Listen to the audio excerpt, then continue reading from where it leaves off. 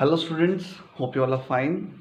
And the topic that we have taken for today's discussion is taken from class 9th NCERT chapter number 4, structure of atom. In this particular chapter we are going to discuss different type of models, what were their merits, what were their demerits, after that what are energy shells, what is electronic configuration, what are your isotope, isobar, all these things we are going to discuss in this video.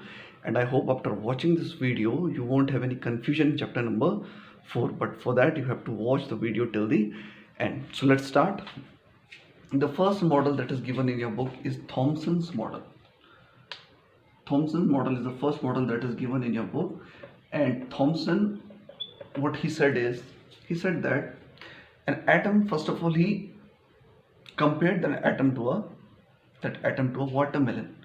And inside that watermelon, what he said that the positive charge in a watermelon is like the reddish edible part. It means the reddish edible part of watermelon can be considered as positive charge in an atom. And what about negative charge?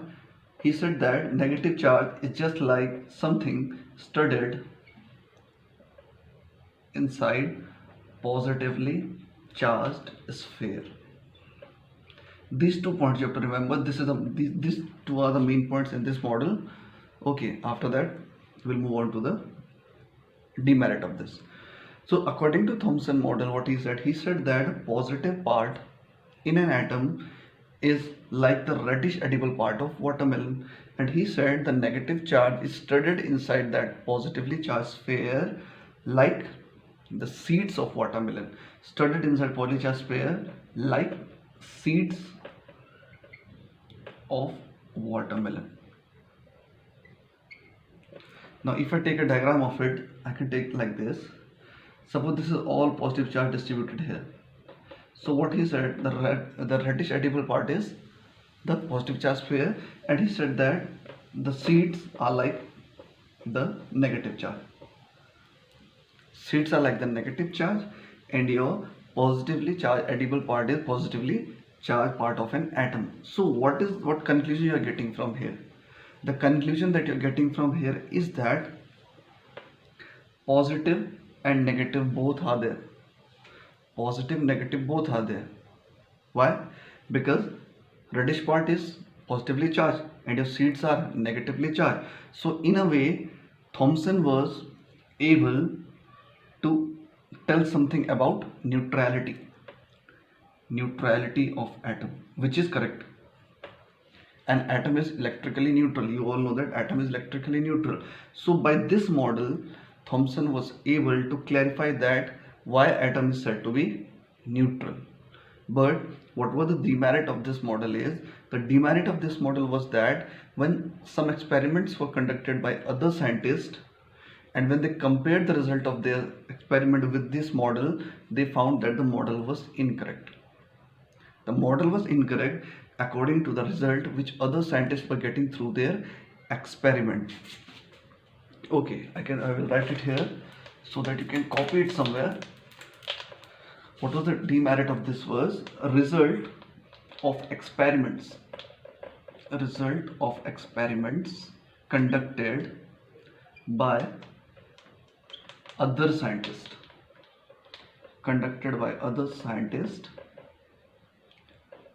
didn't followed this model. Means whatever was discussed in this model, the result of the experiment conducted by other scientists was not matching with it, although Thomson model was able to give a proof that why atom is said to be electrically neutral. Okay, so merit was he proved that atom is electrically neutral, but what was the demerit? This was demerit that experiment conducted by other scientists, their result was not in agreement with the Thomson's model of atoms. So in this way this model was rejected. Okay, so this is the first model that is given in your book which was rejected. Now let us move on to the second model. After Thomson came a Rutherford,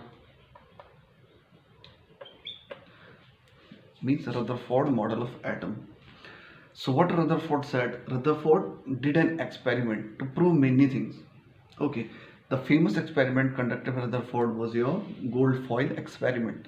Gold foil experiment. So what he did, he took a film of gold. Remember the metal here. Gold was a metal there. Okay. He took a film of gold and allowed some alpha particles to fall over it. He allowed some alpha particle to fall over this gold foil. And what result he got was unexpected. The result that he was thinking that he will get something like that, it was totally unexpected, the result that he got from his experiment. So let us write first the observation. What are the observations? Remember that there is a vast difference between observation and conclusion. Okay, observations were different and conclusion were different. Okay, so what he observed, let us draw a diagram. Suppose this is a diagram, this is a gold foil, and he allowed alpha particles to fall over this like this. Some rebounded while some went like this. Okay, so through the diagram you are getting three type of rays. That is called as observation. Observation means what you are watching here, that is called as observation. What you will conclude after that, that is your conclusion. So do not mix observation and conclusion. Most of the time when question is asked that what was the conclusion of Rutherford gold foil experiment, so mostly students write observation, or for observation they will write your conclusion. So remember that observation is what you're getting from here. So from here you're getting three type of rays. First ray is most of the rays passed undeflected. Remember the word most, it is written there, most of the rays passed undeflected, means they didn't got collided with anything, nothing was there in their path. Clear? There was nothing in their path. Some of the rays passed with little deflection. Now I am talking about ray number second. This is the first ray, these were the first rays. This is your second ray that I am discussing here, this one. Some of the rays passed with little deflection, or you can say by making a small angle also, in that way also you can write. Third was very few rays rebounded. Means when they will return back making an angle of 180 degrees, that is called as rebound. Okay, so those rays which were rebounded were very few. Okay, in your book it is already written there that 1 out of 12,000. It means out of 12,000 rays only one was rebounding. So this is your observation. Observation number 1, 2, 3. I hope you are making notes with me. After this I will rub it. So while you are watching the video, make your notes also. Okay, so 3 observation you have to see from your diagram only. What you are looking there, what you are observing there, that is your observation. Observation means observing, what you are observing here, that you have to write. So observation were that most of the rays passes undeflected, some of the rays made a small angle or they had a little deflection. Third was very few rays rebounded, that is made an angle of 180 degrees. So those number of rays were very less. Now let us move on to what is the conclusion from this. Okay, and remember that conclusion comes from observation only. Okay, let me make it clear to you. So I'm rubbing diagram here. Okay, and from here I'm going to tell you how you have to write the conclusion. See, this is observation, this is conclusion. As I told you that observation is what you are observing from there, conclusion is what you are getting from here, inference that you are getting from these observations. So first observation is most of the rays passed undeflected, means it means most of the space is empty. We are talking about atom. So atoms, most of the space is empty. How we got to know? From first observation. Most of the rays passed undeflected, it means most of the space is empty. Second point, some of the rays passed with a little deflection. It means the nucleus, which was later called as nucleus. Here I am telling you that nucleus. It means the nucleus occupies less area. It means whatever is there, which we know that it is nucleus, so the nucleus occupies very less area in an atom. That is the inference that you are getting from point number 2.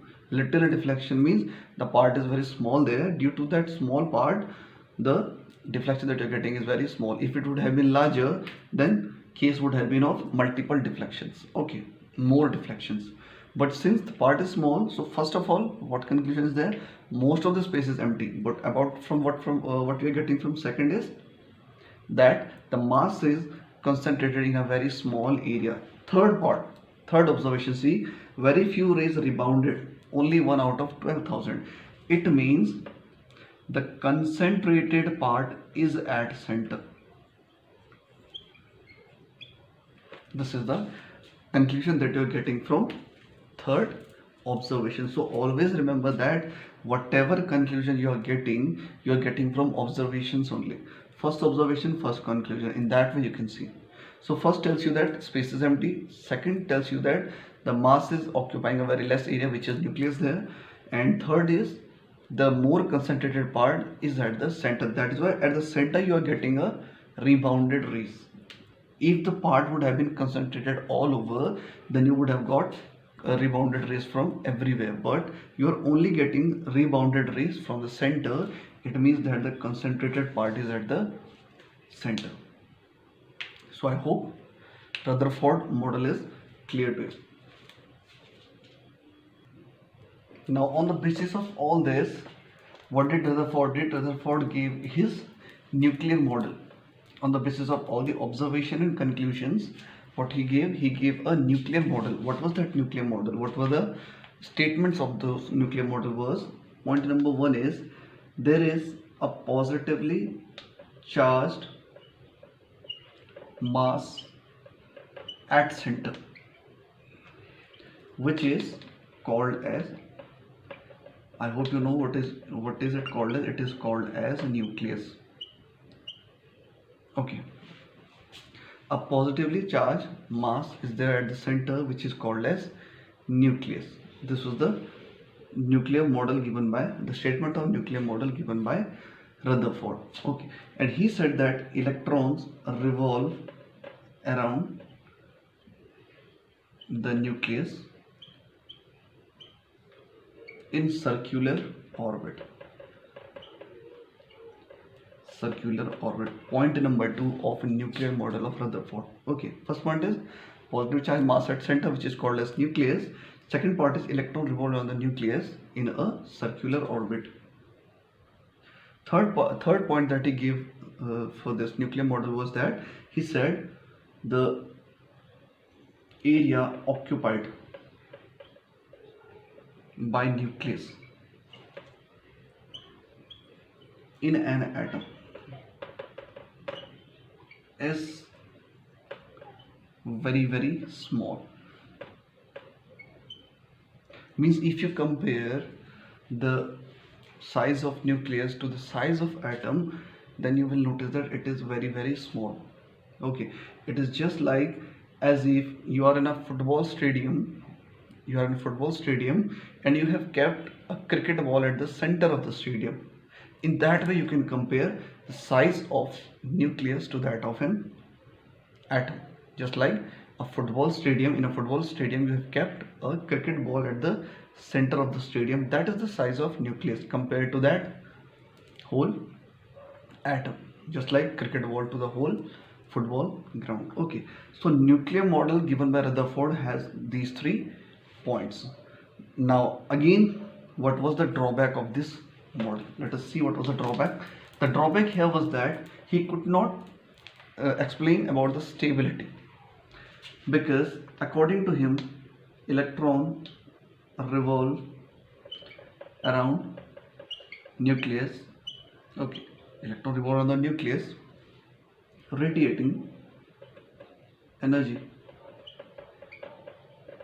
According to his model, if electrons revolve around the nucleus, then they will definitely radiate energy. If something is rotating, it will radiate energy. So he could not give any answer for this, that if electrons are continuously radiating energy, so what will happen? After some time they will lose all of their energy, and ultimately atom should collapse. If something is continuously revolving or rotating, it needs energy, and energy is something which gets lost. Slowly energy will get lost. So a time will come when there will be no energy, so ultimately electron should fall into the atom nucleus. This is the theory, this is the point that puts forward what how this model was neglected. Why this model was neglected? Because if electron is revolving, then ultimately what will happen? It will fall into the nucleus and atom should collapse. It means no existence of atom. There should be no existence of atom if continuously electron is radiating energy, so it should fall into the nucleus, and for that, after that, what will happen? The atom should collapse, or we can say that there should be no existence of atoms. So Rutherford could not explain about the main point is he could not explain about the stability of atom, that how atom is stable. This is the main point. Okay, this is the reason, but the main point is he could not explain what is the stability, why atoms are stable. If this is the point there, then how atoms are stable? There was no answer for this. So this model was also not fully accepted. Okay, this model was also not fully accepted. Now comes your Bohr's model of atom. Bohr's model of atom. Now you would be noticing that whatever drawbacks are there, so slowly what is happening, new models are coming, and there also you are getting some defects, so another new model is coming. So last came your Bohr's model of atom. He said that when electron revolve around nucleus, he also said the same thing, but the reason given was different. Electron revolve around the nucleus, just as Rutherford said. Okay, but electron revolve the nucleus in certain discrete orbit. It means every electron will have their own selected orbits, or their, we can say, their comfortable orbits. Okay, it cannot happen that the electron in the first shell is now wants to revolve in electron shell number 2. That won't happen. So they will revolve around the nucleus in their own discrete orbit. Now next point that he gave cleared all the doubts of Rutherford model. He said that no energy is radiated. No energy is radiated in discrete orbits. Okay, according to him, when an electron is revolving in its own discrete orbit, it does not emits or absorbs energy. Radiation means either emission or absorption. So he says that electron which is in its particular discrete orbit neither loses energy, neither accepts energy, and this is why atom is stable. And this was the point which was not explained by Rutherford's model of atom. So Bohr said that when electrons revolve around the nucleus, they revolve in their certain discrete orbit, and in that discrete orbit they neither lose energy, neither they gain energy. Okay, so this is the reason why atoms are stable, and atom is stable in itself. So these were the three models which is in your textbook: Thomson's model of atom, then your Rutherford model of atom, and then comes your Bohr's model of atom. Now one word question that may come from here is, who discovered subatomic particles? Okay, so subatomic particles are the electron, proton, and your neutron. There are many tricks to learn that. Okay, different tricks are there. Maybe you already know the tricks to learn it, but the way I learn is ET, PR, and your NC. In that way you can learn ET, PR, NC. Okay, electron by Thomson, proton by Rutherford, and your neutron by Chadwick. Remember that most of the students gets confused in this part, that proton was discovered by Goldstein. Goldstein, although did everything, means most of the part was done by Goldstein, but he discovered canal rays. Okay, he discovered the canal, he didn't discover the proton. Eventually, because of canal rays, proton were discovered, but that goes to your Rutherford. Okay, name goes to Rutherford because canal rays up till here it was discovered by Goldstein, but eventually because of canal rays, proton were later discovered. So ETPRNC you can remember: electron by Thomson, proton by Rutherford, and neutron by Chadwick. And still I'm telling you, if you already know some tricks, then it is good. Okay, it was just a suggestion for you. So these are called as subatomic particle.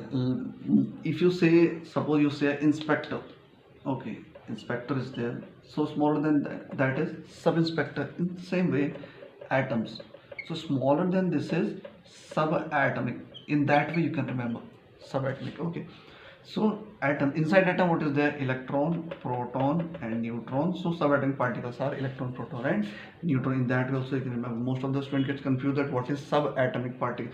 Subatomic means smaller than atom, means if you break atom, what you will get? You will get electron, proton, neutron. So electron by Thomson, proton by Rutherford, and your neutron by Chadwick. Now let us talk about electronic configuration. What is electronic configuration? See, electronic configuration, for remembering electronic configuration, at least learn at your 9th level, at least learn atomic number up to 20. If more you know, that is very good, but at least up to 20 you should know. Okay, so let us talk about magnesium. Atomic number 12. We don't need mass number here, it's 24, but we don't need it right now. For electronic configuration there is no need. So it is written as 2, 8, 2. This is called as electronic configuration. The arrangement of electrons in shells is called as electronic configuration. Arrangement of electrons in a shell is called as, in the shells is called as electronic configuration. Now how you have to arrange is, see, this is your K shell, L shell, M shell. Okay, K, L, M, and in that way it goes on. How to know how many electrons can be filled? This is taken by the formula 2n square. 2n square how?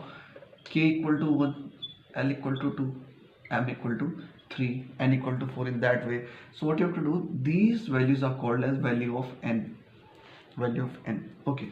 So if I go for K shell, so what I will write, 2, n is 1 square, so it will give you 2 electrons. Then again here 2.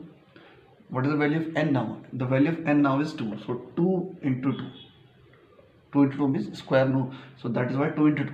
So 2 to is 4. So 2 4 is 8. So 8 electrons can be filled in second shell. What about third shell? 3. So 3 into 3. Because square is there, 3 into 3. So 9. 3 into 3, 9. The square of 3 is 9. So 2, 9, 18. 18 electrons. Okay, 18 electrons. So in this way you can know how many electrons can be filled in a shell.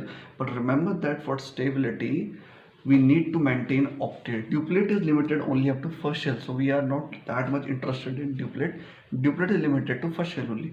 But try to maintain octet. Octet means 8 electrons in all the shells, so as to make that atom stable. For example, if we talk about calcium, it's 20. 2, 8, 8, 2. Okay, so here I could have filled 10 electrons. Why? Because third shell can accommodate 18 electrons. Then I should fill 10 electrons here. When 18 I can fill 18 electron, I can fill. I can also fill 10 here. 10 is less than 18. But remember that for stability we have to think about octet. Octet means maintenance of 8 electrons. Maintenance 8 electrons we have to maintain in shells so as to get stability. So in this way electrons are arranged, but remember we have to keep in mind the octet rule. So octet tells you that try to maintain 8 electrons, but remember the exception is first shell. First shell can only maintain duplet. Why? Because the size of K shell is very small. It is very much near to the nucleus, size is small, so only 2 electrons can be accommodated in first shell. If the question comes that how many electrons can be filled in third shell, answer is 18. But for stability, how many electrons we can fill? 8. Why? Because we need to maintain octet. Okay, as I told you, duplet is limited to first shell only. So what is electronic configuration?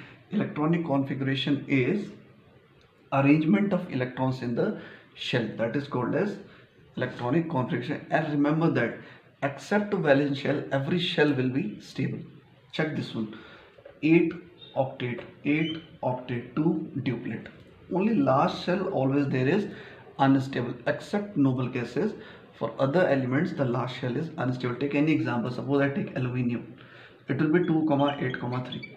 2, 8, 3. So 2 duplet, 8 octet, but 3 is neither duplet nor octet. So that is why it is said that the unstable shell in any atom is the last shell. Why? Because last shell is your valence shell except noble gases. We are not talking about noble gases. Noble gases are stable. Okay, that is why they do not form any bonding with, do not make any bonding with other elements. Rarely they make any bonding with other atoms when we bring some drastic conditions. Okay, only that those conditions they will make bonding, otherwise they won't go for any bonding. So I hope you know how you would get to know how to take out the electronic configuration. Let me write a question here, pause the video after that and try to give answer for that. After that I will give you the answer. Suppose you want to take electronic configuration for phosphorus. Pause the video and try it by yourself. Electronic configuration you have to take out for phosphorus. I hope you have paused and you would have tried this question. Now I am writing the answer. See, as I told you, first shell can only have 2 electrons. Why? Because this is K shell. Now how many left? 13 are left. 15 minus 2, 13. Second shell, octet. Maintain 8 here. Now third shell also octet. Can it be maintained? No. For octet you need 8, but total now left 5. So what you will write? You will write 5 here. So this is the configuration for phosphorus. Chlorine 17. So 2. Again you have to maintain octet. So 8. How many left? 7. So fill 7 in last shell. How to check whether the electronic configuration is correct or not? Add it. 2 plus 8, 10. 10 plus 5, 15. 2 plus 8, 10. 10 plus 7, 70. You can also cross check your answer. So this is electronic configuration. It is very simple. Now see, the next part is your isotope and isobar. Energy shells, I'm not discussing why. Energy shells means this, your K, L, M, and these are called as energy shells. Suppose this is your nucleus, this is your first energy shell, second energy shell, third energy shell. So these are your energy shells. So we are not discussing that. K, L, M, N, these all are your energy shells. Now let us discuss what is isotope. Now I will give you a simple trick here. After that, with that trick you can remember both isotope as well as isobar. But for that you have to remember something, that is, remember any of the examples. Suppose we are talking about this 1H1, 1H2, 1H3. Okay. So only remember this example. With the help of this example you can easily give definition for isotope as well as isobar. No problem with that. How? See this example. What you're observing here is you're observing here that atomic numbers are same, but the mass number is different. This is clearly visible that your atomic numbers are same and your mass number is different. So what is the definition that you're getting? Isotope are the species having same atomic number but different mass number. Only this much you have to remember. Having same atomic number but different mass number. Now what about isobar? Take the reverse of this. Take the reverse of this. Same mass number but different atomic number. So as I told you, only this much you have to remember. If you can remember this, then you can take the reverse of this for the isobar. Isobar are the element having same your mass number but different atomic number. Now remember that whenever atomic numbers are same, if atomic numbers are same, then remember chemical properties are also same. Okay, when atomic numbers are same, chemical properties are also same, and when mass number are same, then your physical properties are same. That is why you can see that isotope have same chemical properties but different physical property. How you get to know? Because as I told you, same atomic number implies chemical properties and same mass number implies physical properties are same. So for atomic number, if suppose I say that X and Y are isotope, just for an example I say X and Y are isotope, so I can say that if X and Y are isotope, then their chemical properties will be same but physical properties will be different. But if I say that X and Y are isobars, not isotopes, then what I will say that if X and Y are isobars, then their physical properties will be same but their chemical properties will be different. Okay, so remember this point. Chemical properties are same for isotope and physical properties are same for your isobar. So this was all